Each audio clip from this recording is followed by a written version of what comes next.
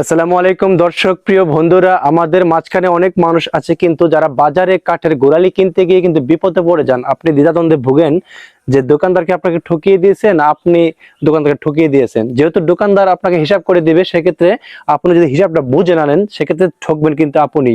তো আপনারা সকলে জানেন যে কাঠের হিসাব কিন্তু সেফটিতে হিসাব হয়। তো সেফটি হিসাব যদি না জানেন, আপনাকে আমের জায়গায় কলা ধরিয়ে দিবে, আপনি বুঝতে পারবেন না। আর আপনি যদি এই ভিডিওটা দেখেন তাহলে আমি কাঠের হিসাবটা কিভাবে করতে হয় সেটা বুঝিয়ে দিব।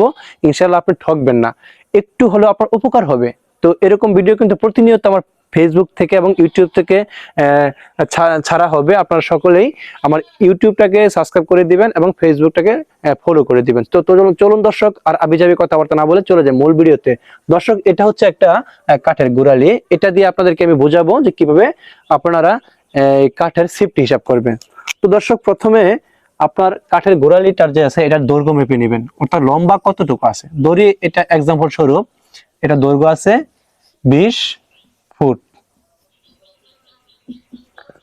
এটা অর্থাৎ লম্বা আপনার ইঞ্চি টেপ দিয়ে মেপে নেবেন দোকানদারের সামনে অবশ্যই। তো তারপর আপনার যে জিনিসটা করতে হবে, এটা পুরুত্ব মাপতে হবে। পুরুত্ব আপনি যদি এক জায়গায় মাপেন তাহলে কিন্তু হবে না। কেন হবে না? কারণ একটা গাছের গোড়ালি কিন্তু নিচের দিকে মোটা থাকে এবং আস্তে আস্তে উপর দিকে যায় আর চিকন হতে থাকে। সেক্ষেত্রে আপনাকে কাঠের গোড়ালির 3টা 4টা 5টা হোয়াটএভার যে কয়টা মাপ হয় আপনি নিয়ে নেবেন। অর্থাৎ আমি এখানে বোঝানোর স্বার্থে আপনাদেরকে 3টা মাপ নিব। একটা মাপ নিব এই গোড়ালির শুরুতে, একটা মাপ নিব, তারপর মাঝখানে একটা মাপ নিব, তারপর লাস্টে একটা মাপ নিব। তো কথার কথা ধরি, আমরা এখানে এখানে পেয়েছি আমরা 72 ইঞ্চি। তারপর আমরা এখানে পেয়েছি 48 ইঞ্চি। তারপর আমরা এখানে পেয়েছি 24 ইঞ্চি। তো যেহেতু আমরা সেফটি হিসাব করব, অবশ্যই ইঞ্চিটাকে আমাদের ফুটে কনভার্ট করতে হবে। তো সেক্ষেত্রে আমরা এই 72টাকে যদি ফুটে কনভার্ট করি সেক্ষেত্রে দাঁড়াবে 6 × 72, অর্থাৎ 6 ফুট। আর এটাকে আমরা যদি ফুটে কনভার্ট করি সেক্ষেত্রে দাঁড়াবে 4 × 48, অর্থাৎ 4 ফুট। তারপর এই 24টাকে আমরা যদি ফুটে কনভার্ট করি সেক্ষেত্রে দাঁড়াবে 2 ফুট। তো আমরা মোটামুটি একটা মাপের বিষয়টা শেষ করলাম, একটা কাঠের মাপ শেষ করলাম।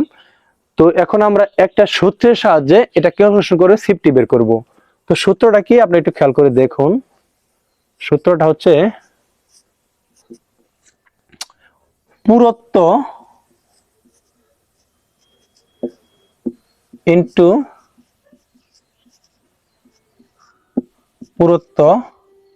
ইনটু দৈর্ঘ্য ডিভাইডেড এই 16। অর্থাৎ এই 16টা কেন হয়েছে সেটা আপনাদেরকে বোঝাতে হলে আমার ইউটিউবে একটা ভিডিও দেওয়া আছে, সেটা অবশ্যই আপনারা দেখে নেবেন, তাহলে বুঝতে পারবেন এখানে 16 দিয়ে কেন ভাগ করতে হবে। তো আমরা এখানে যে মানটা পেয়েছি, অর্থাৎ এই কাঠের যে মাপটা পেয়েছি সেটা আমরা একটু সূত্র অনুযায়ী বসাবো। তো প্রথমে যেটা করব, পুরুত্ব ইনটু পুরুত্ব। তো পুরুত্ব আমরা কোনটা কত পেয়েছি, সরি একটা জিনিস ভুলে গেছি এখানে আমার।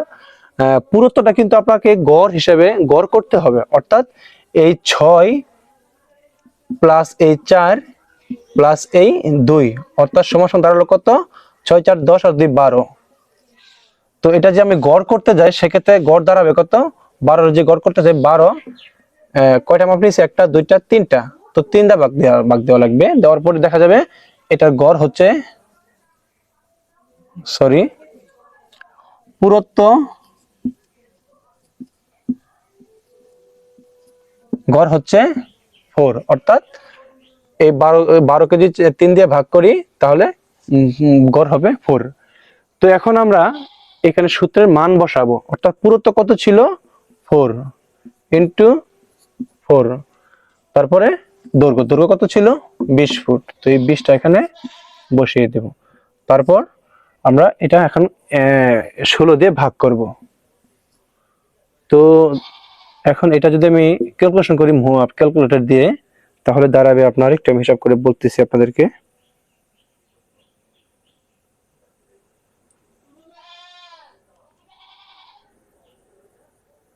4 ইন্টু 4 ইন্টু দৈর্ঘ্য 20। তো কত হলো? এখানে হচ্ছে আপনার 320 ডিভাইডেড 16। তো এখন আমরা এটাকে যদি ভাগ করি 16 দিয়ে, অর্থাৎ এটাকে ভাগ করি যদি 16 দিয়ে, 16 তাহলে দাঁড়াবে 20, অর্থাৎ CFT। অর্থাৎ যদি আপনার এই কাঠের গোড়ালির লম্বা যদি 20 ফিট থাকে, এটার যদি আপনার 3টা মাপ নেওয়ার পর এটা পুরুত্ব যদি গড় পান আপনার 4, তাহলে এই সূত্রটা ব্যবহার করে এখানে সিফটি আসতেছে 20 CFT। আপনি যদি এভাবে হিসাব করে দোকানদার সঙ্গে হিসাব করেন, দেখবেন দোকানদার তাসকে খেয়ে যাবে। সে বুঝবে না এখানে বাটপারি করা যাবে না, আপনাকে রিয়েল অথেন্টিক মাপটাই সে দিবে এবং আপনি বুঝে নেবেন। এক্ষেত্রে আরেকটা জিনিস আপনার করতে হবে, যদি এই কাঠের উপরে ছাল থাকে, অর্থাৎ ছাল বলা গাছের চামড়া বলি আমরা, সেই চামড়া যে থেকে থাকে গাছের উপরে, তাহলে সেখানে কিন্তু 2 ইঞ্চি বাদ দিতে হবে। অর্থাৎ এখানে 2 ইঞ্চি বাদ দিবেন, এখানে 2 ইঞ্চি বাদ দিবেন, এখানে 2 ইঞ্চি বাদ দিয়ে, অর্থাৎ এখানে যে 72 জায়গায় 70 দিবেন ধরবেন, 48 জায়গায় আপনার 46 ধরবেন, 24 জায়গায় 22 ধরবেন। অর্থাৎ এই ছালের জন্য আপনার 2 ইঞ্চি বাদ দিতে হবে। তারপর আমরা হিসাব করে এই সূত্রের মাধ্যমে আপনার কাঠ হিসাবটা বের করতে পারবেন। দর্শক, এরকম ভিডিও কিন্তু প্রতিনিয়ত আমার এই ফেসবুক পেজ এবং ইউটিউব থেকে প্রকাশিত হবে। তো কোনো ভিডিও মিস না করতে চাইলে অবশ্যই আমার এই পেজটাকে ফলো দিয়ে রাখেন এবং আমার ইউটিউবটাকে সাবস্ক্রাইব করে দিতে পারেন। তো ভালো থাকবেন, সুস্থ থাকবেন, আল্লাহ হাফেজ।